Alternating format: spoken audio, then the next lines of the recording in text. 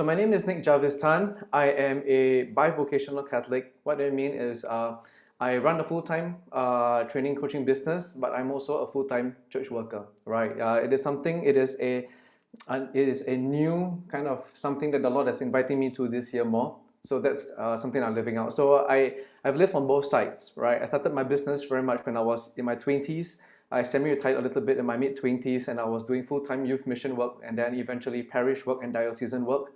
And I got married, and then when I came back to Singapore, went overseas to live for a while. And when I came back to Singapore about 6 years ago, the Lord put it in my heart to restart the business. And in this past year, the Lord has invited me to come back and to serve His church full time, to love my Christian sisters and brothers. So I live on both sides on the side of the church and as well as a business person. So evangelization means two things, right? It simply means that, right, how to live by and share the good news of Jesus in every situation, right, and seek to convert individuals and society by the divine power of the gospel itself. So, in church language, we often hear this, right? But what does it actually mean? So today, I'm just going to, very short, in the next 8 minutes or so, what does it mean to evangelize at work? And for us, on 3 levels, means as an individual business person or a professional, how do I go about evangelizing, as an individual? If you're a business person, then how then do you evangelize on the enterprise level? And then if we are part of an industry, then how then do we evangelize and sanctify the industry that God has put us in? So I'm just going to go through these 3 parts. The first part is, how do we evangelize at work? Well, evangelization simply means 2 things. How do I live by the good news, which means how do I witness my life? And number 2, how do I share the good news, which is what we call explicit proclamation. So for us Catholic individuals, we are all called to do these 2 things. It's not either or, it's both and. How do I witness my life and how do I proclaim it? So evangelization means these 2 things. So how do I witness my life, right? We are all called to be holy. How do we, and the word holy comes from the word whole, right? Then how then do we become whole? Most of the times, right, our life got many holes, right, I think. And so, our lives are holes with many holes, and how do we bring God into this hole so that we can become whole and holy? But as entrepreneurs, as professionals, we're not just called to be holy and to be whole, but how do we give the whole of our lives to God? So individually, what does it mean to witness our life?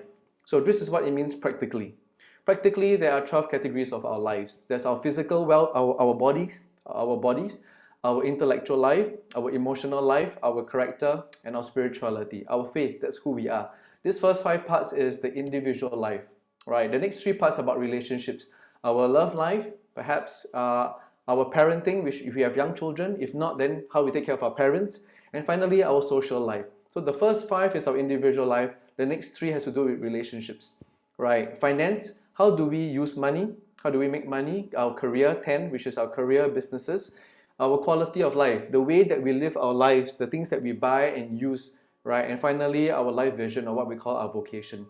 So if you ask me, what does it mean to witness your life? It means to witness our life in all this category, which means that if this is the wheel of our lives, how do we have Jesus take the wheel of it? How do we take care of our bodies? And when people look at us carrying, and sometimes we have certain Catholic practices. In Lent, some of us abstain and fast on Friday. Those are kind of physical ways that we can possibly witness. But when we talk about, for example, the way that we parent, right? How do we do so as evangelizers? But for business people and professionals, perhaps number 9 and 10 makes a bit more sense, right? How do we make money, and actually, how do we steward the money that God has given to us, treasure? When people see us living our lives individually, how does it speak to them? The careers that you do, a lot of times people think that the kingdom of God is the place that we're going to, but the kingdom of God is not the place we're going to. It's a place that we're coming from, which means that whatever work that you're doing, whatever business that you're doing, how do we go about doing it in such a way that when people look at us, the way we live, people can see that somehow, God is there. So on the individual level, the witness of life, right, means in all these categories of life, when people look the way we speak, the way we talk, the way we live, the way we relate to people, right, the way we take care of our minds, the way we use the treasures that God has given to us, how do we evangelize? So in a nutshell, these are 12 ways, and God is in the center of it all. Number 2, how do we share the good news? Well, in Catholic teaching, right, what it means is that why do we evangelize is simply this. Everyone has the right to hear the good news. So the church teaches us that everyone has the right to hear the good news, which means that we are invited at times to share explicitly, not just to show by our lives, but to proclaim the good news. Our role is to proclaim. Conversion is the grace of God. That is not our role to convert someone. Our role is to proclaim the good news, and it is God who works the conversion in the hearts of the listener. So what does it mean to do? It means that while we witness of life and we show people by the way we live, the other thing is that when we have the opportunity to in our lives, with the influence in the relationships we have, we share a testimony. And you know what? Testimony doesn't always have to be a good ending sometimes, though that is usually the case. Sometimes, we share the difficulties in our lives, and they may not be a closure yet, but yet, we can share with people how still God is working in our lives. So on the individual level, as entrepreneurs, as professionals, we're called to do these two things, to witness our life and to share the good news. That's our role. It is God's role to convert the person's heart. So that's number one on the individual level. How then do we evangelize at work? For me, what does it mean to be an evangelizing enterprise? Well, not everyone, has a mission with a business, right? Most of us have a business and we're trying to make a mission out of it, or trying to bring about a greater sense of mission. To me, this is what businesses are. Businesses simply means loving the world through our products and services. So what is an evangelizing enterprise? It's simply we as entrepreneurs, some of us here, or business people, we are loving the world through our products and services. If we have this kind of a kingdom mindset, that helps us to put into place what does it mean to become, to love people, right, through the business and services. Two simple examples. Lawrence has appeared on CBN before.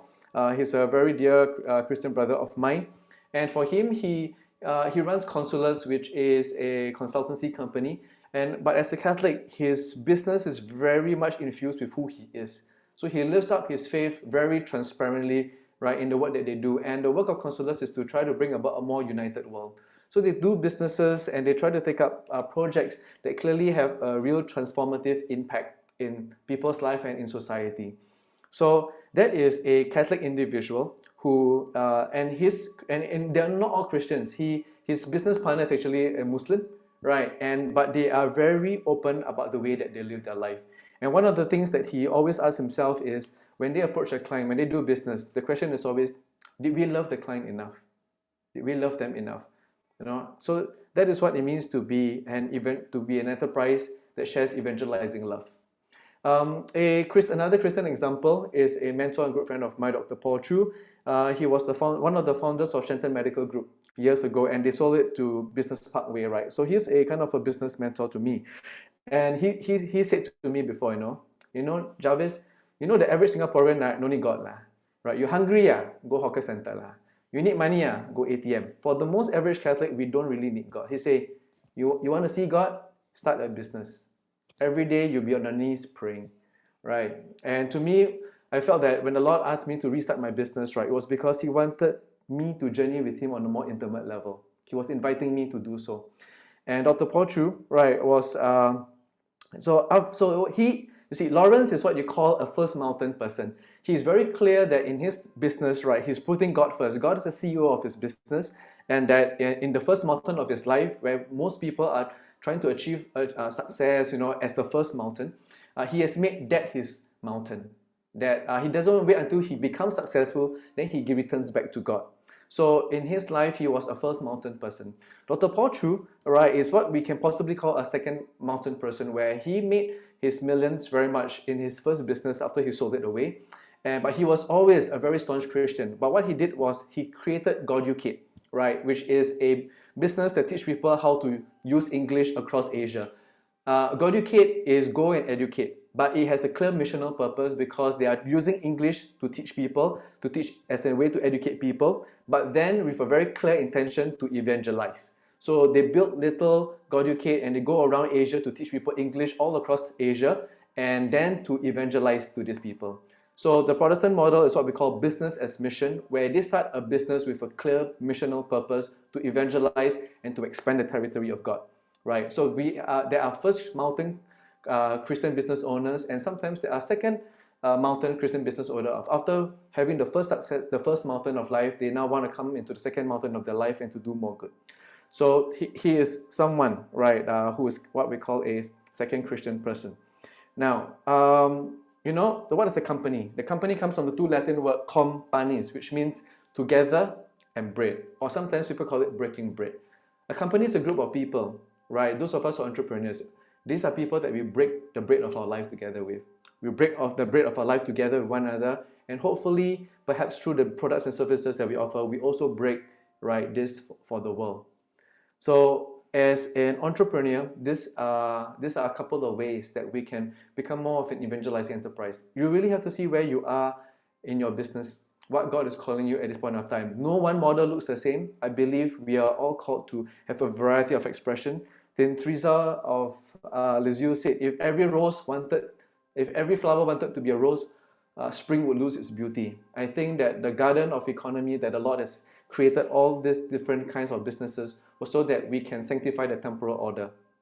Doing business in light of eternity, what I feel that means, and that was a line also that Linus used earlier, it means that for us business people and professional, you see, the business and careers that God has given to us, right, is through His grace, which means that we all, through these businesses and our profession, we have some resources, we have some influence.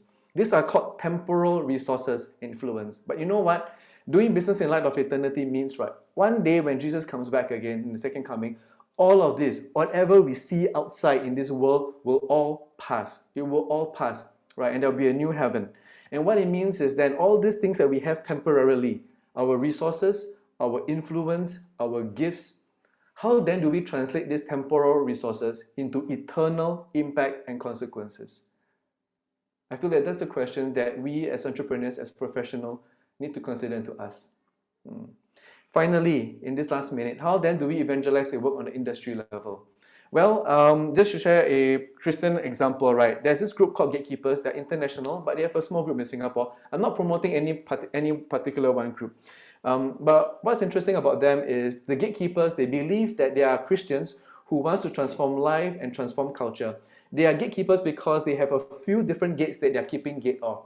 Right, the gate of education, the gate of technology, the gate of media, the gate of finance, right? There are different gates that they believe that are there in industries, and what they do primarily is they are very intentional to disciple Christian people, professionals and leaders in this industry, and in a very concrete way, by the way they live their life in the business, can we transform cultures?